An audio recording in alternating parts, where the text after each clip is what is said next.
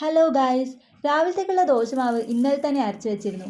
പച്ചരി തീർന്നതിനാൽ കൈ കിട്ടി ഏതോ അരി വെച്ചായിരുന്നു മാവ് അരച്ചത്. അതുകൊണ്ട് തന്നെ ദോശ എങ്ങനെയുണ്ടാകുമെന്ന് ഒരു പിടി ഉണ്ടായിട്ടില്ല. വിചാരിച്ച പോലെ തന്നെ ഉണ്ടാക്കിയ ദോശയല്ല ഒന്നിനൊന്നും മെച്ചം. നല്ല 8ന്റെ പണി തന്നെ കിട്ടി. ദോശ കാണാനൊന്നും കുഴപ്പമില്ല, പക്ഷെ എടുക്കാൻ കിട്ടൂല. ഇനി എടുത്ത ദോശയാണെങ്കിലോ ഏതോ രാജ്യങ്ങളെ ഭൂപടങ്ങളെ അനുസ്മരിച്ചു. പിന്നെ ഒന്നും നോക്കിയില്ല, നേരെ അടുത്തുള്ള അണ്ണൻ്റെ കടയിലേക്ക് വിട്ടു. ദോശ തിന്നാൻ പൂതിയാതിനാ ദോശ തന്നെ ഓർഡർ ചെയ്തു. അങ്ങനെ അണ്ണൻ പറഞ്ഞ പോലെ തന്നെ 2 പ്ലേറ്റ് ദോശ അങ്ങാക്കി.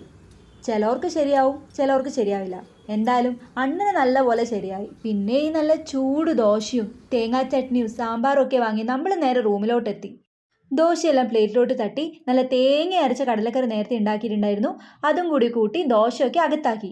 ദോശ മാത്രം തിന്നാൽ ഒന്നും ആവില്ല എന്ന് അറിയുന്നതുകൊണ്ട് 2 പൂരി കൂടി സേഫ്റ്റിക്ക് പറഞ്ഞായിരുന്നു.